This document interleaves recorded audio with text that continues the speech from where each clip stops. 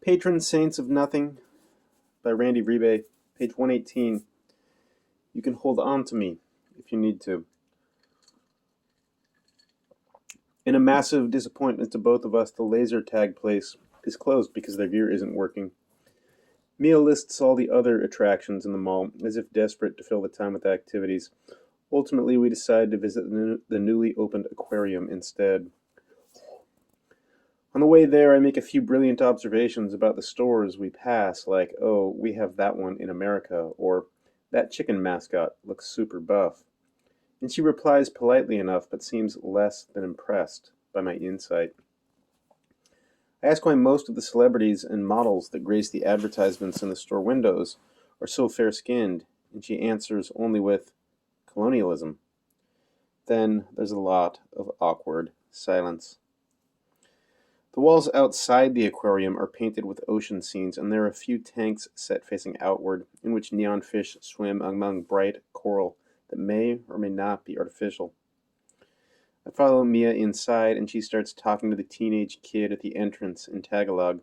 I zone out, gazing around at the place. The only light sources are the glowing tanks. A few people in the semi-darkness are walking around quietly and slowly, as if they were in a museum instead of a mall. The entire effect is as if we're underwater ourselves. We each pay the entrance fee and head inside. Turns out the aquarium's running a special exhibit on jellyfish. They look cool, floating around like aliens or ghosts. Yeah, ghosts is more accurate. Some are almost invisible, while others are red or purple or some other neon color brought out by the UV lights. Some have long, thread-like tentacles, several times longer than their bell-shaped bodies, while others just have little nubbins that constantly undulate. We watch them move through the water, mesmerized by their slow motion, drifting. Did you know there's a type of jellyfish that's essentially immortal? I ask Mia after a while, breaking the spell of silence.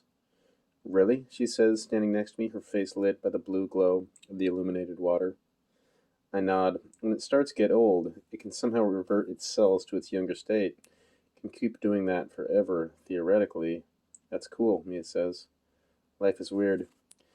Yeah, except I remember reading that most of them don't end up living very long. They usually get eaten by predators, and they're like this big. I indicated the space about an inch between my thumb and forefinger. Oh, she says. Poor little guys. Suddenly I feel sad. Even though they're just jellyfish, I feel bad for them. It's stupid, I know, but still. I lead us over to a different transparent tank. The jellyfish here kind of look like semi-transparent blue mushrooms. They're upside down, gathered in a corner. Mia comes up next to me. I feel her eyes on me, but I keep mine locked on the jellies. What if humans could do that? She asks after a few moments. Float upside down in a corner? No, she says, live forever. Imagine an old man hobbling down the street with his cane and oxygen tank. Then he suddenly stops, drops everything, and shakes his body like a dog stepping out of water. Then poof, he's a baby again. We laugh. Things start to loosen up. The jellyfish keep bumping into the corner. So, I say, your sister and Grace, they're together, aren't they? Mia nods. 4 or 5 months now. A record for Jessa. Cool. You didn't know? I shake my head. Turns out there's a whole lot I don't know about my family. We wander over to the next tank, which contains bulbous, sac-like jellies in water glowing purple.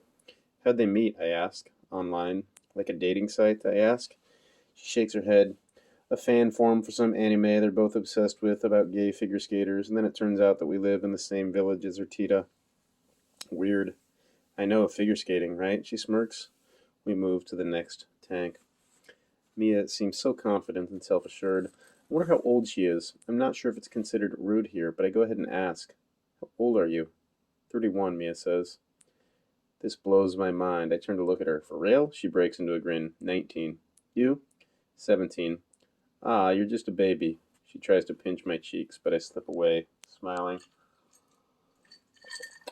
I graduate in a few weeks, I point out. Ooh, all grown up, she teases. What's next?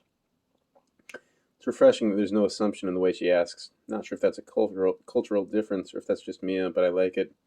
I don't know, I say. College, I guess. You don't sound excited. I'm not, I confess, in a straightforward way I haven't been able to admit to anyone, not even Seth. College isn't for everyone, she says like she means it. not in the judgmental way people back in the States say it. Mia leads us over to a different tank where the jellyfish have red, velvety bells and long tentacles that trail like shimmering threads. What about you? Are you studying somewhere? I ask. Sophomore at UP Diliman. I don't want to ask her what she's studying. It's such a boring line of conversation, and I don't want to come off as boring. But I want to keep talking to her, and it's the only thing I can think of, so I go ahead and ask. Journalism, she answers. I raise an eyebrow. Really? Yes, really.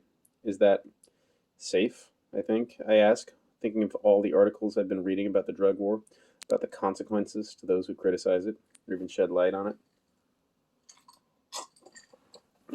Have you heard of the Maguindanao massacre? I shake my head. It happened in Mindanao, a few hours away from where my mother is from, where I was born and lived until I was almost 12. She pauses. I wait for her to go on. A large group of people were on their way to file candidacy papers for a man who was going to run for office. Many were family members or supporters of the filing candidate, but most, 32, 32 of the 58, were simply reporters. Thugs hired by his appointed intercepted and then killed them. All of them. Jesus, I say, that's horrible. She nods. Some say it was the deadliest attack on journalists in the world. That happened in like the 60s or 70s or something. 2009. I fell quiet trying to reconcile the violent vision of that relatively recent event with the mundane middle-class fantasy of this mall, with the international stereotype of Filipinos as friendly and subservient. That's a no on safety, I say. Not if you want to do political or crime reporting, not if you want to find the truth. Let me guess, that's the kind of reporting you want to do. Of course, she says with conviction. I want to ask her thoughts on Duterte and on the drug wars. I'm sure she has many. But what if she supports all of that?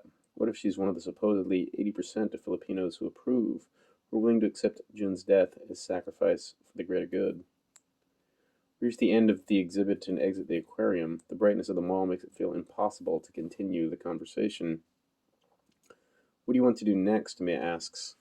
I don't know, I say. She thinks for a few moments. Ice skating? Sure, I answer, unsurprised by everything this mall contains, as if it's a microcosm for all the contradictions in this country.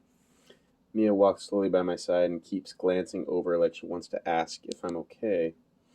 But she doesn't, and I'm thankful for it. There are moments when sharing silence can be more meaningful than filling an empty space with chatter. Eventually, we make our way to the third floor and find the ice skating rink. We join the long line in front of the register at the entrance. The air is chilly, so Mia wraps her arms around herself. Then she huddles up next to me, and so our arms are touching. Okay if I steal some of your body heat, she asks. Steal away. She got the price on the signboards, then watched the people already out on the ice. A few wear helmets and cling to the sideboards. Most drift awkwardly in a slow circle. A few in the middle look legit, practicing figure skating jumps and spins. Do you know how to do this? Mia asked. I nod. I played hockey when I was growing up. She pretends to be impressed. The line moves forward. We pick up our skates, stow our things in a locker, and then sit down on one of the sections of low bleachers where it smells like every skating rink ever. That gamey combination of concession stand food and feet. As we lace up, Mia continues our conversation from earlier. If you're not excited about college, then why go? I shrug, because it's what I'm supposed to do. What if you don't? That's not even a possibility. Why not? I double knot my laces. A group of kids shuffle past us, walking awkwardly across the floor on their skates. Someone falls on the ice. I'll never find a job, I say. And my parents will disown me, so there's that. I doubt that's true, she says. If they love you, they won't disown you. I think of June. All right, they won't disown me, but they'll be horribly disappointed. Isn't that better than spending 4 years studying something you don't care about to get a job you don't really want to do for the rest of your life? Easy for you to say. My parents wanted me to study nursing and then go abroad. And how do they feel about your rebellion? She finishes tying her skates and sits up. They worry about my safety, about job prospects after I graduate. But it's what I want to do, and they respect that. What if I don't have a clue what I want to do? I ask. It takes time, I think. Follow your interests, develop your strengths, stay open to trying new things. She hesitates, then adds, Maybe you haven't developed a passion yet because you've spent your entire life doing what others wanted you to do. The realness of our conversations is starting to remind me of my exchanges with June. What made you want to be a journalist? I ask. Mia stretches out her legs out and touches her toes. An investigative piece I read while I was in high school about child trafficking in Metro Manila. Everyone here was talking about it for days, and the article eventually led to dozens of arrests, business owners, policemen, even politicians. Damn. I was always nosy, and I was a good writer. The article showed me I could use those skills to expose the truth and make the world a better place. So how does one find the truth, I ask. Depends on the story. Consider offering more, but thankfully Mia goes on. Most of the time you start with research, but here in the Philippines the records are often incomplete or inaccessible. So then what do you do if you hit a wall? I ask, holding my breath. Talk to people, find a lead, like witnesses. Yes, or anyone else you might know who might know something else you can research, or someone else you can speak with. The only person I can think of who fits that description is June's friend who sent me those DMs. I've given up hope of him ever replying to my messages. That leaves Tito meaning. What if the person won't talk, but you know they have important information? Mia studies me. Hypothetically speaking, I add. And you figure out how to get them to talk, or you steal that information. My mind goes to the blurry photo of the note I found on the desk. Maybe I'd make a good journalist. Of course, stealing is not entirely ethical or legal and might make it impossible to publish. Maybe not. She goes on, so usually you would find someone else who might know something. Is there anyone else? June ran away years ago. He didn't contact me, but maybe he had been in touch with someone in the family. Possibly. But nobody seems willing to so much as utter his name. I'm about to ask another question when the music, the lights, the TVs on display all suddenly shut off. Thanks to dim emergency lighting and the whiteness of the ice, we haven't been plunged into complete darkness. Still, all of the ice skaters come to a gradual stop. Brown out, Mia says. She pulls out her phone as everyone else does the same. Even the cell towers are down. It's quiet for a few moments as we wait for the power to kick back on. When it doesn't, the hum of conversations returns. People continue walking to wherever they were on their way to, and the ice skaters resume circling the rink. Why isn't anyone leaving, I ask. People will stay inside as long as it's cooler than outside, and they'll keep the mall open as long as people have cash. I think for a moment, what about the jellyfish? They'll be okay. This happens often enough that the aquarium probably has a backup generator. Do you still want to do this, I ask? She gestures to the skates on her feet. We've already committed. I nod, relieved that we don't have to part ways yet. Mia looks at me for a moment. Is everything okay, Jai? Huh? Your face looks like this. She makes an exaggerated, grumpy face. I consider lying and just saying that nothing is wrong, that I'm fine, tired from jet lag or something, but fuck it. There's something about Mia that unfolds me, and I'm never going to find out what happened to my cousin if I don't learn to talk, to ask difficult questions. I run my hand through my hair and shift on the bench so I'm facing her. Has Grace told you and Jessa about what happened to her brother? Confusion sweeps across Mia's face. Grace doesn't have a brother. Now it's my turn to look confused. She just has the one younger sister, right, Angel? I shake my head in disbelief. I understand why Tito Manning might want to erase his son from his life, but I can't even begin to grasp how Grace could let her brother fade so completely that she wouldn't even tell her girlfriend about him. She did have a brother, I say. June. Talaga, Mia says, looking at me with new interest. Really? He was 2 years older than her, just like me, but he ran away from home 4 years ago. Why? I think of his last letter to me, feeling a fresh string of guilt at knowing I'll probably never hold it in my hands again. Why does anyone run away from home? She doesn't answer. But he was killed last week, I continue, shot by the police for using drugs, supposedly. Mia puts her hands over her mouth and her heart. I'm sorry, Jay. I had no idea. She's quiet for a few moments, gazing at me sympathetically. Then she touches my knee. But you said supposedly. Your questions earlier. You're trying to find out what happened to your cousin, aren't you? I lift my eyes to the rink. Fog is starting to rise. As the ice evaporates, I nod. Then everything tumbles out of me. The messages June and I used to exchange, the DMs with the links to those articles, and the recent picture of June, my missing letters, and the list with June's name on it. I expect her to say I'm reading too much into things, but instead she asks, can I see a picture of the notes? I pull it up on my phone and hand it to her. She squints at the screen. Zooms in.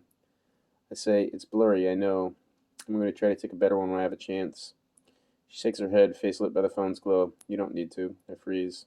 You can read it? Not all of it, but most.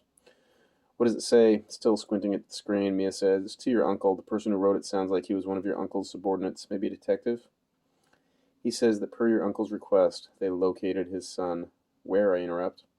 It doesn't say. They only ask how your uncle wants to proceed. I don't say anything. Do you have any idea when this might have been written? There's no date on the note. I don't. Then it's a list of drug dealers, isn't it? Most likely, she says. Every barangay captain is asked to keep a list of suspects for the authorities. How do they know the people on the list are guilty? They take the barangay captain's word for it, and then they just kill them? They're supposed to try to arrest them first. I pull my phone back and stare at the blurry picture again. What was Tito Manning's response? Did he pay someone to remove the name? Did he ask the detective to confirm? Did he tell them to kill his son? Is he capable of such a thing? Is any father? There's a story from the Bible where Abraham was ready to kill Isaac because God told him to, and only didn't because God was like, JK, LOL. Do you think you could help me, I ask? Of course, she answers without hesitation. Thank you. I'm guessing you've already searched the internet, but I have some connections at the newspapers and in the police. I'll see if they know about his specific case. Do you have a picture of the list where you saw your cousin's name? I shake my head. If you can take one, that would help. I may be able to figure out which barangay he was living in, and then we could go from there. I'll try. In the meantime, Mia says, talk to your uncle. He's not going to tell me anything. Find a way to get him to. She takes out her phone. What's your number? I tell her. A moment later, a text comes through. This is Mia. That's me, she says. Let me know if you find out anything else. Okay, I say, excited to have some help. Excited to have Mia's number in my phone. She sighs, slaps my skate, then stands. Ready? Sure. We wobble over to the entrance to the rank where an employee hands us each a helmet. Oh, I don't need one, I say. Sir, it is policy, sir, the employee tells me. Just put it on, Mia says. As I do, I tell Mia, you can hold on to me if you need to. My hero, she says, taking my arm. And we finally step onto the ice. The air is cool and damp. The fog now rises above most people's heads. The other skaters are vague shapes that gradually appear and disappear like ghosts. Together we make a slow circle once around the rink. Then I lead her to the board and say, watch my feet. I skate ahead by myself a short distance, trying to exaggerate my movements to show her how it's done. I'm about to turn around when a little kid darts in front of me. I try to stop but catch an edge and hit the ice hard. While I'm trying to stand, Mia emerges from the fog, cracking up. She glides over effortlessly and tries to help me, but is laughing so hard she's not very useful. Magaling, magaling, salamat for that beautiful demonstration. I managed to get back to my feet. A kid got in my way. Talaga? For real. If that's what you need to tell yourself, okay. I rub my left hip as I start to skate away from her. You could have told me you already knew how. Why did you assume I didn't? I don't answer. The pain is fading, but the embarrassment is a lingering sting. Mia catches up a few seconds later, still laughing, and offers her arm. You can hold on to me if you need to.